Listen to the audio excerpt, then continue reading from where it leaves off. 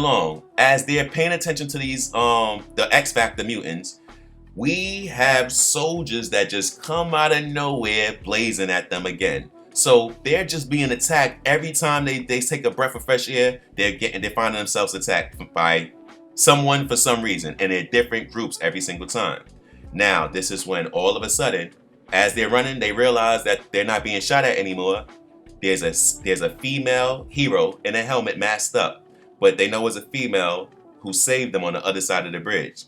So at first, Jubilee is mad, like, or confused, like, what's going on? What happened? Who helped us? And Roberto's like, it's that person over there. When Jubilee sees the lady, she's upset and like, hey, did you do that? Did you send those guys to shoot at us? What's going on? She's confused, and she tries to go and approach the lady, and who's just being quiet. And then that's when Jubilee runs into like this invisible wall, and bam, she realizes that this is just like a video game. It reminds me of a video game now, and we're trapped in a video game. But she says that, and she's kind of excited. And as soon as this happens, Mojo enters. Mojo enters. So a lot of you guys already probably know about Mojo, but we're going to talk about Mojo from a very different angle now. So Mojo is this psycho, interdimensional, intergalactic villain whose all his main job is he's a TV producer for this intergalactic super series, or whatever you can say, super show that he has. And throughout the world, he's telegraphing, he got different mutants under his possession with his psycho powers or whatever. And now he's here to discuss his new plans and explain why he's the real person behind Motendo and why he brought Jubilee and Roberto in here. So we're going to break this down and go through everything with Mojo, of course, but we have to talk about, just like everybody else, what are the true roots of Mojo, or who is the closest person that we can find parallels with Mojo, or the closest people. So check this out. Mojo. Remember Harvey Weinstein? Yeah, Harvey Weinstein name comes up a lot still, especially with all the stuff with the Diddy thing going around. You can hear his name, Epstein, and all these different type of people, these celebrities. But that's kind of what Mojo is a reminder of. Throughout the entire episode with Mojo, we're going to kind of see more in these signs of these type of people. But Mojo is all about ratings. Mojo, big superstar, celebrity, producer, and everybody wants him and works for him.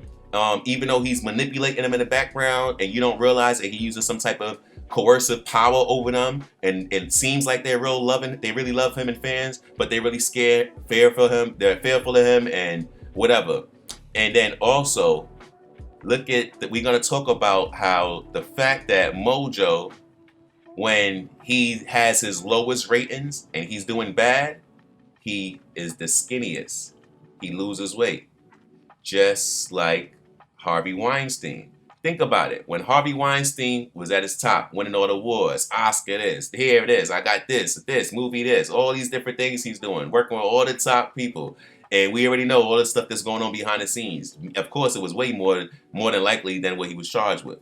But the whole point is, if you think about Mojo always big and fat when he got all of his ratings. At his height, he's big, just like how Harvey Weinstein, at his height, he's big. The second that he loses and he's going to court and he has issues, he loses weight. And you see how he's on the walker? Look at Mojo with the extra metal legs holding him up. Lost weight, but was heavy before with all the ratings. Lose weight when he has a bad problem. Real serious right there, how they broke that down in the parallels. And there's no way to ignore the concept and understanding that Mojo sounds a lot like No Jumper, meaning Adam 22, with the whole concept of being content over everything. It's all about ratings. I'll do anything for views. We already know from the stuff with the whole thing that he did on the April Fool's joke, for the whole, all of the content about the gang activity and things like that, just trying to grab different ratings from everywhere he can.